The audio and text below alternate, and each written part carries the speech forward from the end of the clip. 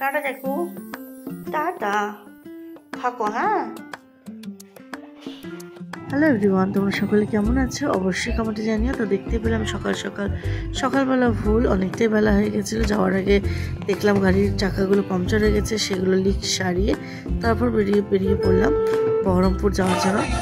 তো আমি আমার কর্তামশাই, ঠাম্মি, প্রফুল্ল কাকু আর দুই বাবু মিলে চলে গেছিলাম বহরমপুরের উদ্দেশ্যে।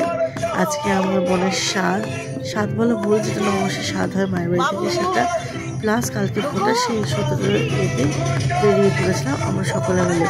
আমি তো থেকে যাবো দুই বাবুকে নিয়ে, বাকি সবাই ওরা জয়েন হয়ে যাবে।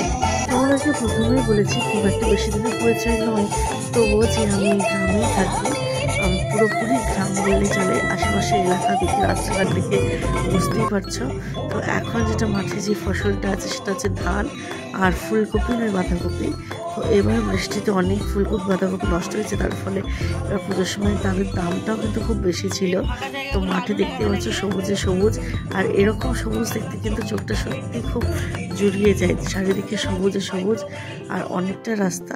তো সবুজ দেখতে দেখতে চলে এলাম দেখো মায়ের বাড়িতে।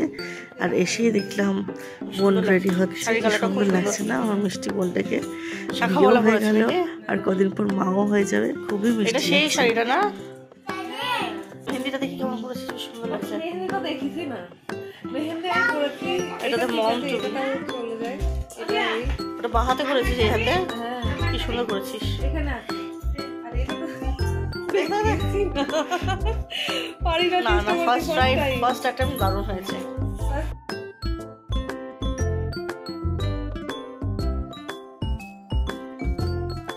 চুরি করে কি খেলি, মুখে কি আছে?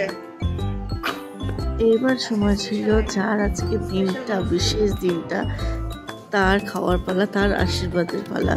তো আমি দেখো আস্তে আস্তে সব কিছু এনে এখানে টেবিলে সাজিয়ে গুজিয়ে রাখছি। তোমাদেরকে মেনুটা জানিয়ে দিই। মেনুতে ছিল 5 রকমের ভাজা, ফ্রাইড রাইস, চিপস, তার সঙ্গে রুই মাছের সর্ষে পোস্ত, সাদা ভাত, খাসির মাংস, চাটনি, দই, মিষ্টি আর পায়েস, এই কটাই ছিল। তো দেখো বোনের জন্য অ্যারেঞ্জ করা হয়ে গেছে। ওর সব গুরুজনদের আশীর্বাদ সেরে নেওয়ার পর আমাদের পালা ছিল আশীর্বাদ করার। তো আমরাও আশীর্বাদটা সেরে নিলাম, সবাইকে একে আশীর্বাদের পর্ব শেষ হয়ে বোন খেতে শুরু করলো। আর এইদিকে আমরাও খাওয়া দাওয়া। ভালো লাগছে না, দিচ্ছে তা ভালো লাগছে না, ঠিক আছে ফেলে দিস, আমি নিয়ে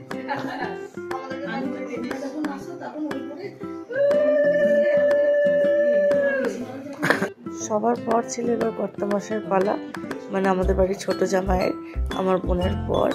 তো দেখো ও আশীর্বাদ সেরে বোনকে কি সুন্দর ভালোবেসে পায়েসটা খাইয়ে দিচ্ছে। দেখো দুজনকে বেশ মিষ্টি লাগে একসঙ্গে। তোমরা কিন্তু কমেন্টে জানিও দুজনকে কেমন লাগছে একসঙ্গে। আর পুরো সাজটা গেটআপটা কিন্তু আমার বোন নিজেই করেছে। হ্যাঁ, একটু হাতে করে দিয়েছে সিনু, মানে আমার বোনের পর। তো কেমন লাগছে অবশ্যই জানিও। বোন খাওয়া দাওয়া শুরু ওইদিকে করে দিচ্ছে, এরপর ছিল আমাদের খাওয়া দাওয়া করা। তো দেখো এক এক করে আমি আমার কর্তামশাই সবাইকে দিয়ে দিয়েছি খেতে। আর আমাদের খেতে খেতে বিকেল 5টা বেজে গেছিলো, সেইভাবে ঠিক করে খেতেও পারিনি ঠিক করে।